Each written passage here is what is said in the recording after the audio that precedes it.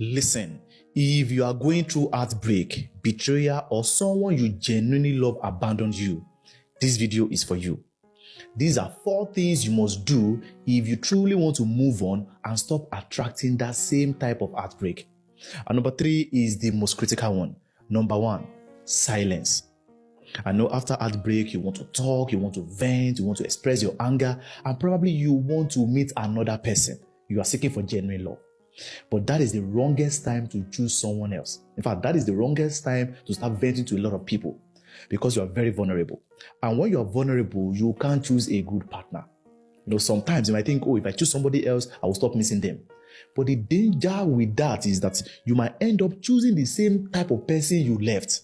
And how does this happen? So, for example, let's say you had someone that used to call you, that used to text you, but after a while they ghost you. The moment you jump into another relationship too fast without healing, you might end up meeting that same person that filled your void. There is a void that last person left in your heart.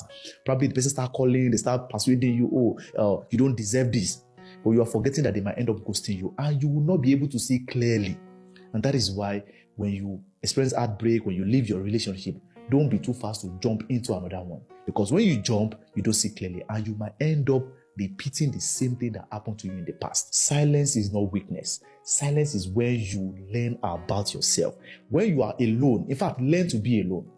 A lot of you need to learn to be alone because when you learn to be alone, you understand what you want, who you need, and who you should filter out. Because when you're alone, you might even discover that you are the problem in that previous relationship. Then you fix yourself. You probably seek counseling, you seek help, you talk to a professional. You can send me a message and type private session. And in this session, I will guide you on what to do to move on, how to move on correctly. Because sometimes if you talk to your friends and family, they might guide you wrongly. And they might even tell you things like, it's not easy to find good love. You can go back to him, you can tolerate her and all of that. But if you book this session, you'll be able to get full guidance and move on from that person. And if you need some fixing, you will also learn how to fix yourself. And probably the relationship does not even need to break up. Probably just need to fix it. I will also guide you through. So send me a message and type private session. The session is not free. It is paid, but it is a session that will help you grow and become better version of yourself. Because sometimes if you jump into another one, ignoring the previous one, you might end up repeating and sabotaging that relationship. Learn to be alone. Learn to remain in silence because silence is powerful when you self-reflect. Number 2, detachment.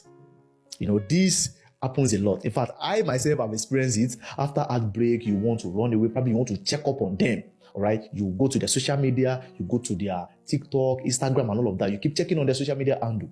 That is not the best thing to do. In fact, I will recommend that you delete any picture